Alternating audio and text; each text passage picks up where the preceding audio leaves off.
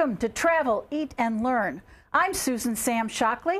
And I'm Patrick Barney. And now that the elections are over, I think Democrats and Republicans should sit down together on a couch and watch our show. It'll be good for the country, and we need the rating.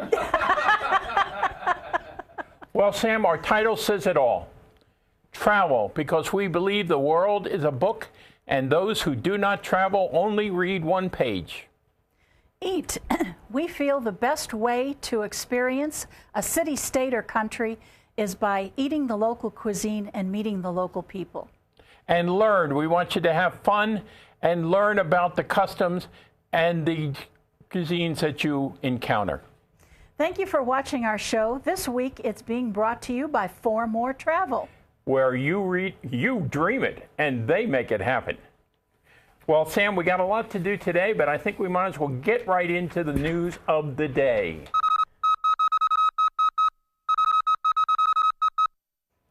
Beep, beep, beep, beep, beep, beep, beep, beep. Sorry, I just got carried away there. There's an echo in here. A recent survey just came out that told you the 5 longest lines in airports and the 5 shortest lines in airports for TSA security checks. I think it's important for you to realize this because you can, reroute it may be worthwhile rerouting your ideas on where you're going to fly to do that. We're going to one of the worst places tomorrow. I know. It's on the worst. I didn't say where it was. You just have to say. That's right. That's because we planned ahead of time. Okay. The 5 shortest, the places you really want to go to. Tampa, which, by the way, is a nice airport. Portland, where it rains a lot. Fort Lauderdale, if you're going to catch a cruise ship, there's the place to go. San Diego, if you're going to catch another cruise ship or head for Tijuana, there's the place to go. And San Francisco. So they have the shortest line. Longest lines, you definitely want to avoid these airports if you can. And John F. Kennedy in New York. Orlando in Florida. I mean, the mouse people are just all over the place. Newark Liberty, which is in Jersey, it's the 3rd airport in the New York area, and that has a lot of international flights, so the lines are really long. Chicago O'Hare, of course, between the weather and the amount of people using Chicago to go somewhere else, makes it it's just another reason to avoid Chicago. And finally, Denver is the other one with the longest lines, and that's because Denver is one of the major hubs in hitting the western cities. So anyway, keep that in mind, and if you're talking to your travel agent, or better yet, if you're talking to my wife and 4 More Travel, you might want to say, hey, I'd like to go to such and such a place, but don't send me through this station. So hope that helps you. And news you can use, Carnival Vista. It's the newest ship that they have. It's going to be inaugurated in New York City, and the theme of the inauguration is for the military and military families. This ship now holds almost 4,000 people, and it is going to be their newest innovative ship in the fact that they have IMAX. They've got like an air bicycle. I don't exactly know what that is. And I hope it stops. They have a microbrewery that now you're talking. Now you're talking. Make your own beer, and so this is something new that Carnival has, and it's trying to compete with the RCCL Royal Caribbean 6,000 ship that has everything. Well, we also looked at another survey that looks at the travel trends for 2017. We got a new presidency coming up here, and of course we've had trouble throughout the world, and certain things have come up. First of all, as you would expect, travel to Europe has gone down, and they're planning less trips to Europe. However, they're being very selective, okay? They're going after certain places like England, the UK, Ireland, and Italy is still in the top 5. France is not. Okay. But people are staying closer to home. Mexico, very big, okay? Canada is pretty much taking France's place as the number 5 spot. And I guess, if you want to hear French spoken poorly, go to Montreal. Okay. You can fly there, you can cruise there. Yes, whatever you want. So anyway, however, in the United States, what are the 3-2? The 3-2. What are the 3-2? The 2-3. The 3. What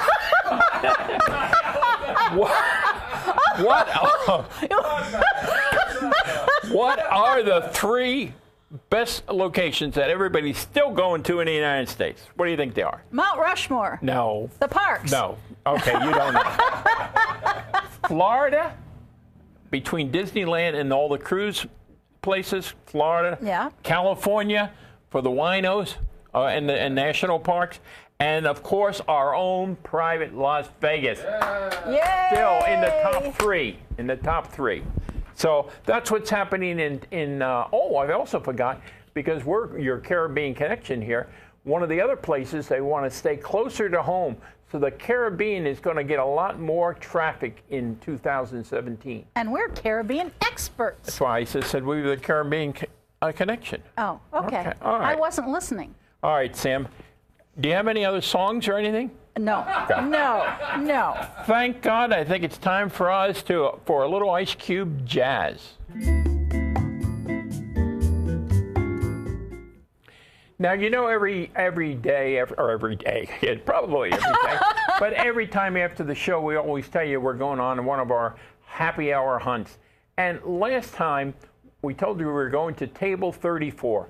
This is a quiet little restaurant just south of the airport on Warm Springs. And this is a quiet happy hour place. No big fancy drinks, nothing like that. We went there for a very nice glass of Merlot. And I'm sorry, Malbec. Yes, Malbec, which we got to really like when we were in Argentina. And if you ever buy a Malbec, make sure you're getting a Malbec from Argentina. California started to try to make it in the last 5 years, but California Malbec is not as soft as an Argentina Malbec. Anyway, we had a glass of Malbec, and they're great happy hour food. And that was it. Quiet, only 10 bar stools, nice people. We started off with what you see here is their sweet potato puffs. They are deep fried and light and dipped in a honey mustard sauce. Oh my gosh, you want to drink a whole glass of wine with that. You just have to. And then when we went to Sam, one of Sam's favorite, these are sliders. Now these are Kobe beef sliders, right? Okay, and I tell you one of the things that they really do well, you probably saw it there in the picture and I didn't mention it, you got pickles to put on there, and those pickles are wafer thin. They're sliced so bad. Now, you know, Table 34 is known for their farm to the fork type thing, which is, I don't want to say fork to farm, but you know, who's going to eat the pig stuff? Okay, but it's farm to fork, okay, or farm. Anyway, hence the name Table 34. The final thing, though, is my favorite, why I go there, and that is their duck tacos. 3 duck tacos with all the fixings, and does that go with a nice, strong red wine? So Table 34, if you want a quiet, very happy hour with a good glass of wine. And it's very intimate, and we go there and we meet people, and I talked to a movie star, somebody who was in a Woody Allen film just recently. It's very interesting to sit at a bar for happy hour and meet people. I think that's the happy part about happy hour. Yeah, and with the alcohol, anybody will talk to you. So, all right, Sam. Well, I think Table 34 was well worth it. Yes. Okay. Yes. How about now? You've got a Vegas Beyond the Strip to talk about.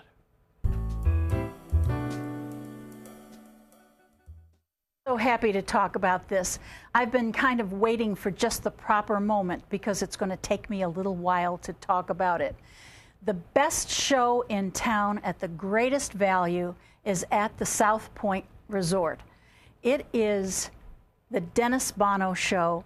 It's a radio show, and it's free of charge. It's every Thursday at 2 o'clock to 3 o'clock, and you can actually get your tickets at about 12:30. Get in line by 1:45, and then you can get in and get the seat of your choice. You may want to point out to them, just out of curiosity, that it's a radio show, but we don't sit around and look at the radio. It's a live performance that happens to be aired on radio. Thank you. That was the next thing I was going to say. As you can see from this picture, there's a live audience. Yes, there is. And all that they ask you to do as a free live audience is applaud. And this, if I had a rant to go to, it would be because some people just sit there with their telephones or their newspapers. Why do they bother to go if they don't want to clap? That's all they ask you to do. And Dennis comes out and sings a welcoming song. Then he has 4 to 5 acts that are local here in Las Vegas. They can be not Ted Williams. He's a baseball player. Yeah, and he never did sing very well. Never. Frankie Avalon, Jack Jones, Paul Williams, all 4 feet of him. Shecky Green was there last week, and James Darren, Tony Orlando. I mean, there's local talent that's really exquisite. And then there's some of these names from years gone by that are being seen, somewhere in the city. They're going to be there that week, so they come at his show to kind of give it a little taste of what their show is going to be like. They have a great band, and Corey Sachs. She's there every week. Corey Sachs is terrific. She plays Reba McEntire in one of those country shows. Anyway, I go every week that I possibly can. I'm so sad that I'm going to be missing it tomorrow. All you have to do is show them your South Point card, and they give you a ticket. Or if you go the day before and show your South Point card, you actually get a little number on yours, and you go in first. It's so elegant. It's so lovely. Well, notice the picture's got one of the acts that was there last week, and they are the Second Wind. Kind of a, not the heavy wind, not the bad wind, the second wind, okay? Oh. But what these are Motown people. These are people who sing Motown classics, and they are fantastic, and they are local. And they are there every Tuesday night for $5. You can, I mean, just the entertainment that's in this town is amazing. So I'll see you there. I love going to South Point. They have the Grandview Lounge and the showroom, and there's always great entertainment. One of the things, I'm the practical one. The show is basically from 2 to 3 o'clock in the afternoon. You've got to be there before 1 o'clock if you really want to get a ticket, okay? And you're going to have to wait in line. So I would say get there around 12, get your ticket, and then go have lunch and come back at about 1 o'clock, 1:15. But because it's free, it's filled. Granted, half of the people there don't clap, but it is filled. Okay. Yes, they the do. other half are just happy to be there and breathing. All right. But the fact of the matter is, it is great entertainment for next to nothing. I agree with you, Sam. It's a great thing beyond the Strip. And besides that, then all of the acts come out after the show and stand at a table, and you can meet them, shake their hand, talk to them, get their autographs, and it's really a lot of fun. And most of them will take pictures with you. So if you go to the Dennis Bono official fan page, you can see who's going to be there tomorrow. I won't see you tomorrow, but I'll see you next week. All right. Now let's go to great destinations or great.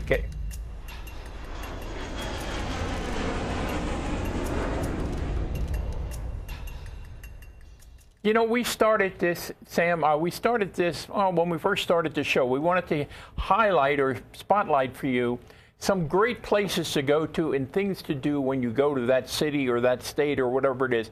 And I was reading an article 2 days ago. I've done a lot of reading this week, okay?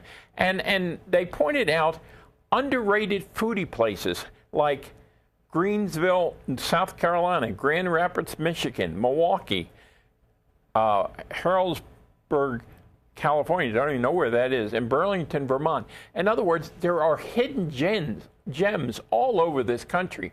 Places that do not get picked up by big media or by the advertising world and all. So as part of our great go-to destinations, I want to hear from you. What is great to see and to hear in your state? If you live in Memphis, tell me about the Peabody Hotel. Have you ever been there and saw the Ducks on Parade? Tell me about where Elvis's home is. Okay.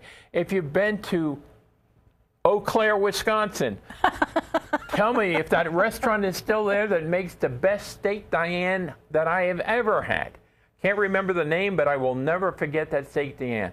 So email us on Travel.Eat.Learn .com or on the by God, it's it's a tongue twister. The Vegas Video Network.com.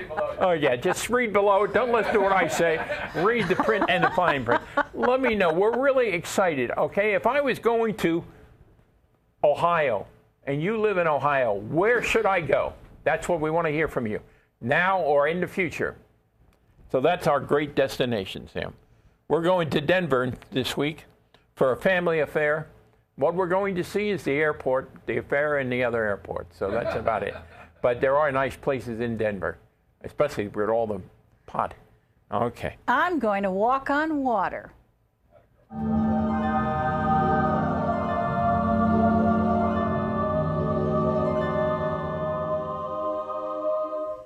Oceania. Now, this is luxury light. Why would I say luxury light? Because it is the most luxurious destination-oriented cruise line. They have couple of ships, 4 ships that have less than 700 people and 2 ships that have 1,200 people. This is a very intimate, almost one-on-one experience. And they have Jacques Pepin as their head chef. They're chef of their entire line. So the food is magnificent, and the various restaurants on this ship are incredible.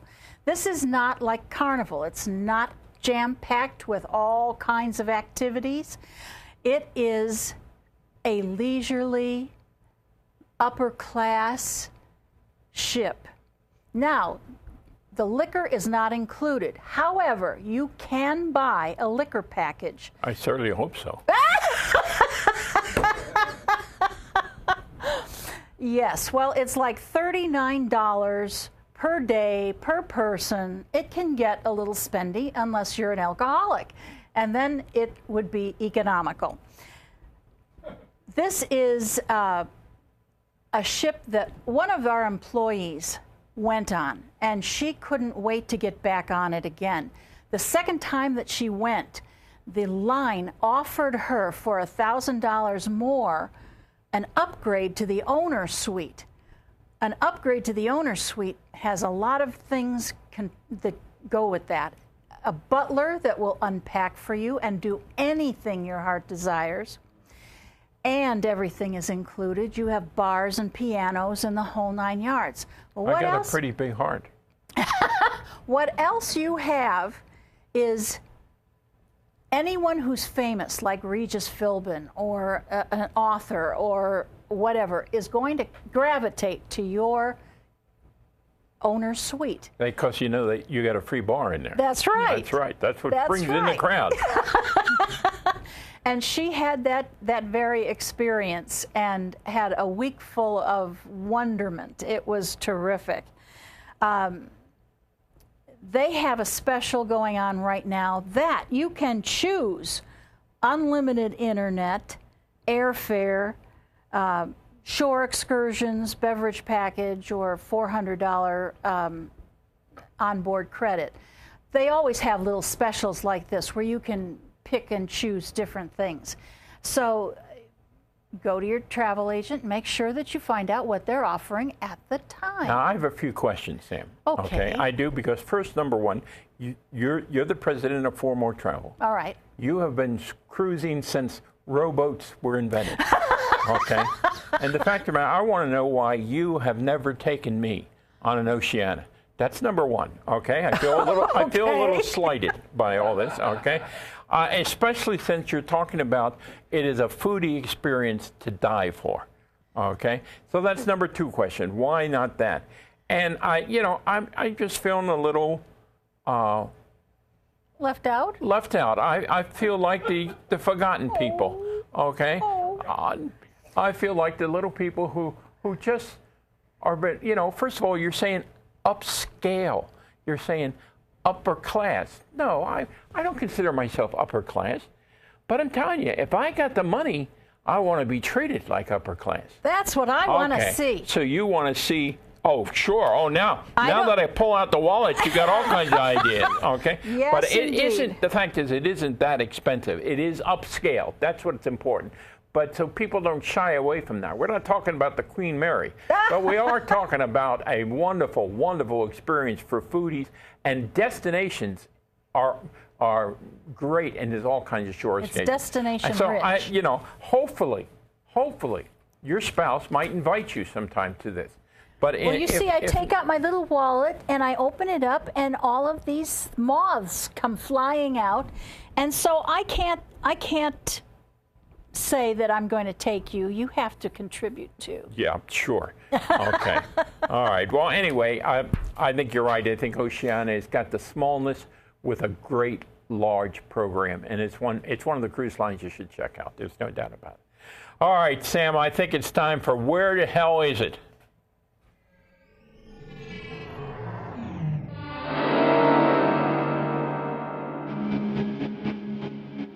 Now let's make sure I get this question correct. Remember last week I said, what are the 4 presidents on Mount Rushmore? And what was the 5th one that was recommended by Congress to be put on, but it didn't happen because, as usual, Congress said, let's do this, but we're not going to pay for it. All right, the 4 presidents were Washington, first president; Jefferson, the guy who bought all that land; Abraham Lincoln. Abraham, I'm seeing if you're listening. I'm seeing if you're listening. And who's the last one? Teddy Roosevelt. My favorite Rough Rider. All right. Now, who was going to be the 5th one? This is the toughie. Susan B. Anthony. And who the hell is Susan B. Anthony? That's her grave. She was the leader of the suffragettes. She was the one who pushed for her entire life for the women to vote. And what you're seeing there is her tombstone in Rochester, New York. Every year, every election year, when women vote, they go there and they put their I vote sticker on her tombstone. And the cemetery stays open to like 5, 6 o'clock at night. So I'm sure it's plastered all over there tonight. Maybe with a few little stickers that say, what the hell happened? Okay. And I'd like to interject something. We moved here from Virginia. And in Virginia, in the area that we came from, Fairfax County, they had the prison, Lorton Prison, that the suffragettes were placed in. And it's open to the public, and they do tours. And it's really a fascinating thing to see. So if you're going to Washington, D.C., make sure you make a stop in Lorton. Yeah, it's also an interesting story about her.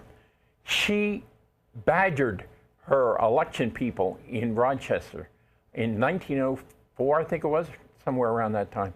Maybe 1894, I think. I don't. It doesn't make any difference. It was that time. And they said, okay, you can vote. So she went and voted.